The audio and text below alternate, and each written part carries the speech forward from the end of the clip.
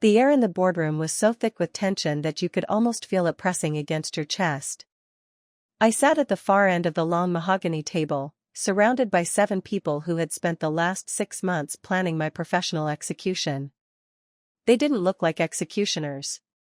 They looked like high-powered executives in $3,000 suits, sipping sparkling water and looking at their watches as if they had somewhere more important to be.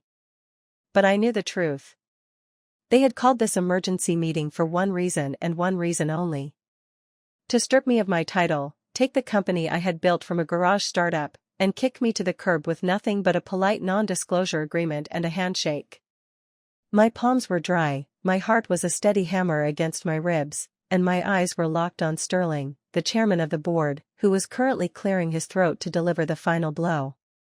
I could see the smug satisfaction in his eyes, the way he adjusted his silk tie as if he were preparing to receive an award. He thought I was cornered. He thought I was broken. He thought I had come here today to beg for a severance package. He was about to realize that he had never been more wrong in his entire life. I had spent 5 years of my life building Apex solutions. I had skipped weddings, missed funerals, and worked 20-hour days until my eyes bled just to make this company the industry leader in logistics software. When we were small, these board members were my biggest cheerleaders. They loved the growth, the innovation, and the disruptor energy I brought to the market. But as soon as we crossed the $50 million revenue mark, the greed set in. They didn't want a visionary anymore. They wanted a puppet. They wanted someone who would cut corners to squeeze out an extra 2% for the shareholders, even if it meant compromising the integrity of the product. When I refused to play their game, the knives came out. They started whispering in corners, questioning my leadership in the press, and slowly stripping away my authority. Today was the day they planned to finish the job. Sterling stood up, his voice smooth and cold as ice, as he began to read from a prepared statement about the need for new leadership and a fresh perspective to guide the company into its next chapter. The first twist came before Sterling could even finish his opening sentence. I leaned forward and interrupted him, which was a direct violation of boardroom etiquette. I told the board that before they took the vote to remove me, they needed to look at the document I had just uploaded to the shared drive. Sterling scoffed, telling me that no amount of last-minute data would change the inevitable. But then his assistant, a young woman named Sarah who usually looked bored out of her mind, turned pale. She whispered something in his ear. Sterling looked at his tablet, and his face transformed from smug satisfaction to pure confusion. The document wasn't a performance report or a plea for mercy. It was a formal notification that I had successfully filed a patent for our core algorithm in my own name, not the company name, 2 years prior. I had built the engine of the company on intellectual property that I personally owned and merely licensed to Apex Solutions for a fee of $1 per year. If they fired me, the license would immediately terminate. Without that algorithm, Apex Solutions was just an empty shell with a few desks and some expensive coffee machines. The room erupted into chaos. 2 board members started shouting about breach of contract and fiduciary duty. Sterling slammed his fist on the table, his face turning a dark shade of purple. He accused me of sabotaging the company I claimed to love. I just sat there, watching them scramble. But then, the second twist hit the room like a lightning bolt. Sterling regained his composure and let out a chilling laugh. He reached into his leather briefcase and pulled out a signed document from my own chief operating officer, a man named Marcus whom I had trusted like a brother. The document showed that Marcus had secretly developed a parallel algorithm over the last 12 months using company resources. Sterling informed me that they didn't need my patent anymore. They had a replacement ready to go, and because it was developed using company time and money, it belonged to the board. Marcus avoided my gaze, staring intently at the ceiling. I felt a sting of betrayal that was sharper than any legal threat. They had turned my closest ally against me, and they had a backup plan I never saw coming. I didn't blink. I waited for the noise to die down again before I delivered the third twist. I looked Marcus dead in the eye and asked him if he had actually tested his new algorithm on the live servers yet. He hesitated, then nodded, saying it was superior in every way. I smiled, a slow, predatory grin that made the room go silent again. I told him that I knew he was working on it the entire time. In fact, I had personally planted the seed in his mind to build it. But what I hadn't told him was that the core architecture he used was designed with a hidden logic gate that I had programmed into our development environment months ago. His new algorithm was a Trojan horse. It worked perfectly in simulation, but the moment it was deployed to the live global network, it would create a feedback loop that would lock every single client account until a master key was entered. A key that only I possessed. I hadn't just protected my own property, I had ensured that any attempt to replace me with a bootleg version of my work would result in the immediate and total shutdown of the entire enterprise. The panic in the room was now palpable. Sterling looked like he was having a heart attack. He started screaming about corporate terrorism and how he would have me arrested. But as he was reaching for his phone to call the company lawyers, the fourth twist occurred. The large monitor on the wall, which was supposed to show our quarterly projections, flickered to life. It wasn't showing data. It was a live news feed from a major financial network. The headline scrolling across the bottom of the screen sent a shiver through everyone in the room except for me. A massive investment firm in London, the very firm that provided nearly 60% of the board's venture capital and held the majority of their personal wealth and trust, had just filed for emergency restructuring. They were insolvent. The board members who were just seconds ago threatening to destroy me suddenly realized that their own financial foundations were crumbling. They weren't just losing a company, they were losing their entire fortunes. They looked at me with wide, desperate eyes, wondering if I had somehow orchestrated a global financial collapse just to save my job. I hadn't, of course. I wasn't that powerful.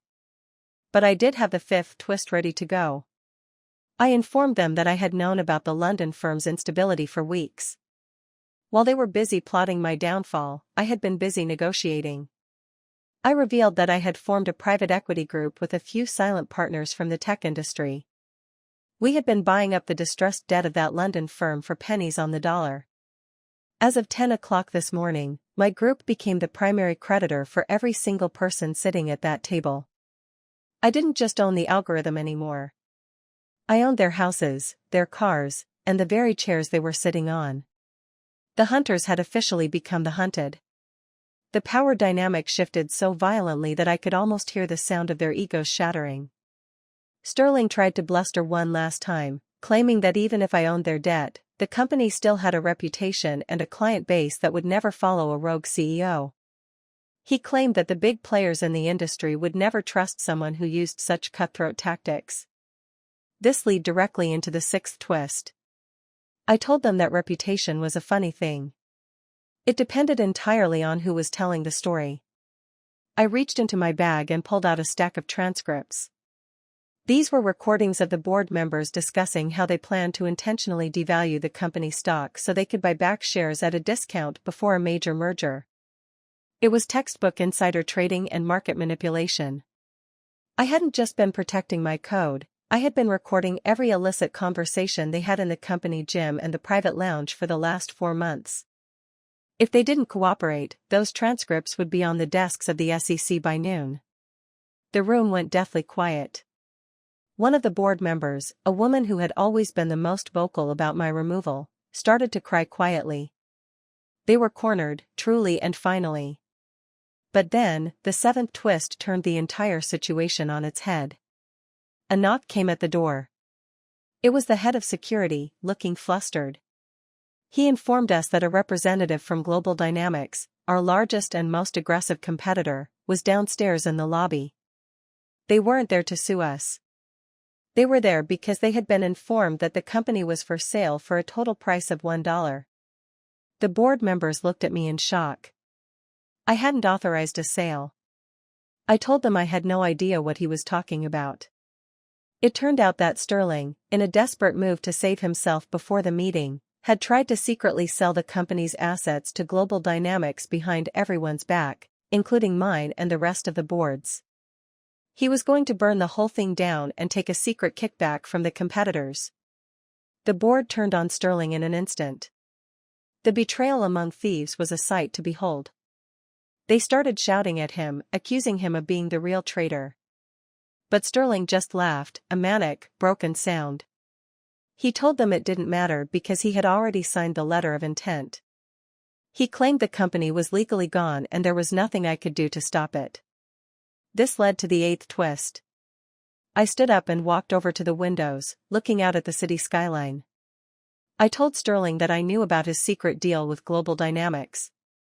In fact, I was the one who leaked the fake financial reports to him that made the company look like it was failing, which is what prompted him to try and sell it so cheaply. But the representative downstairs wasn't here to finalize the deal with him.